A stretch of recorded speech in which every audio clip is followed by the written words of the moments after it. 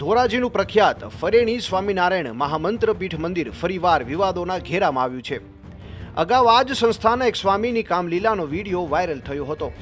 હવે ફરીવાર અન્ય એક મુદ્દે આ સંસ્થા વિવાદોના ઘેરામાં આવી છે. ફરેણી ધામ સ્વામિનારાયણ મહામંત્ર પીઠ મંદિરની પાછળ આવેલી સરકારી ખરાબાની અને ગૌચરની જમીન પર મંદિર દ્વારા કબજો કરવામાં આવી રહ્યો હોય તેવો એક વિડીયો સોશિયલ મીડિયા પર ભારે વાયરલ થયો છે. કે આ સ્વામિનારાયણ સંપ્રદાયના સાધુ સંતો અત્યારે ખનીજ ચોરી કરે છે. નજરની સામે સારી એવી ગાડી રાખીને આગળ હિટાચી હાલે છે. આ સ્વામિનારાયણ સંપ્રદાયના એક સંત છે, તમે જોઈ શકો છો વિડીયોમાં રૂબરૂ. સારી એવી ગાડી સાઈડમાં સરકારી જમીન ગૌચર ઉપર હિટાચી હાલે છે. જો અમારો કેમેરો ઈ લોકો જોઈ ગયા એટલે હિટાચી ઈ લોકોએ અગાઉથી જ એને માહિતી મળી ગઈ એટલે હિટાચી એને રોડ ઉપર જવા દીધું છે ને મિત્રો. ખનીજ માફિયાઓ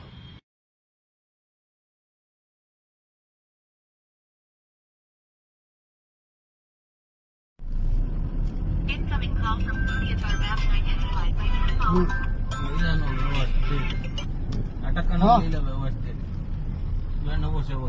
પોલીસ આવે છે મંદિર થી આગળની બાજુ જ્યાં ઇનોવા અને હિટાચી છે. ઠેકાનો શું ને?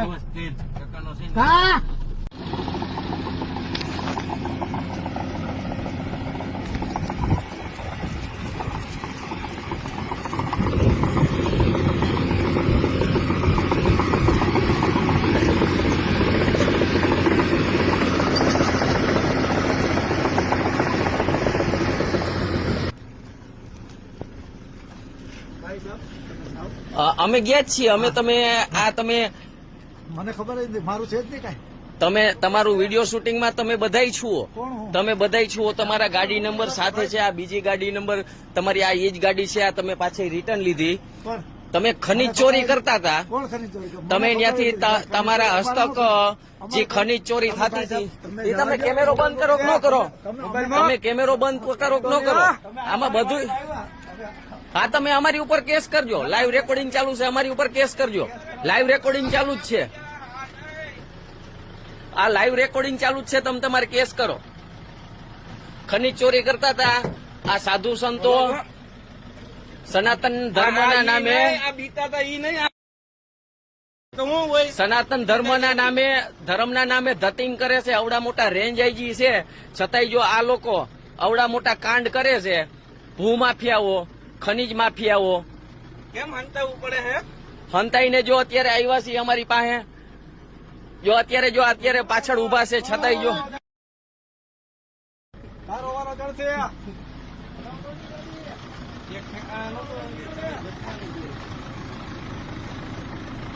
ધર્મના નામે ખનીજ ચોરી કરે છે આ લોકો અને હુમલો કરે છે માથે. લાઈવ ગાડી પકડેલી છે આપણી પાસે, બધાય આના રેકોર્ડિંગ છે.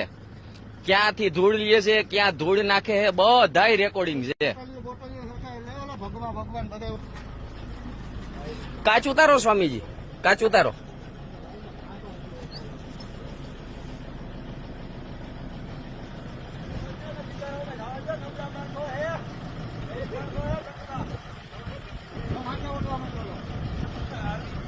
માથે ઓઢો સ્વામી, માથે ઓઢો એટલે બરોબર દેખાવ નહીં. બરોબર વ્યવસ્થિત માથે ઓઢજો.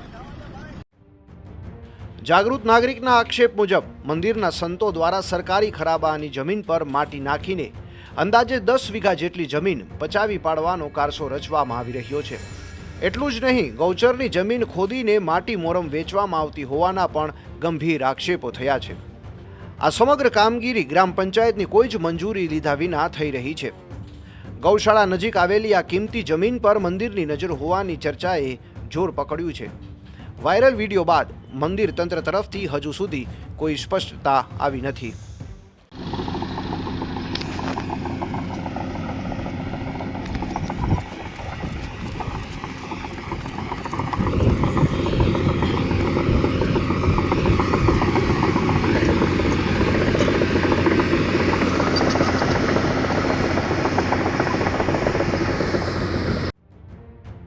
વિડીયો વાયરલ કરનાર જાગૃત નાગરિક ધવલ વઘાસિયા જણાવે છે કે મંદિર દ્વારા ગામમાં અનેક જગ્યાએ સરકારી ખરાબાની જમીનમાં ખોદકામ કરાયું છે. ગૌચરની જમીન પર માટી નાખી કબજો કરવાનો પ્રયાસ થઈ રહ્યો છે, જે ગામના હિતમાં નથી.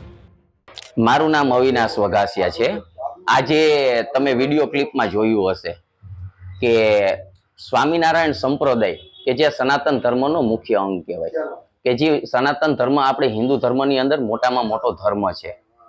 હવે આપણે કોઈ સનાતન ધર્મનો વિરોધ નથી કરતા કે નથી સ્વામિનારાયણ સંપ્રદાયનો વિરોધ કરતા, પણ સ્વામિનારાયણ સંપ્રદાયમાં અમુક સંતો જે ભગવો પહેરી અને આવા ખનીજ માફિયાઓ અને ભૂમાફિયાઓના કામ કરે છે, એ તમે આ વિડીયો ક્લિપમાં રૂબરૂ જોઈ શકો છો. અમે ઘટના સ્થળે જઈ અને વિડીયો ઉતારેલો કે ખનીજ માફિયાઓનું ખનન કામ કરે છે, જમીનનું કામ કરે છે, જે ગૌચર પચાવી પાડી છે.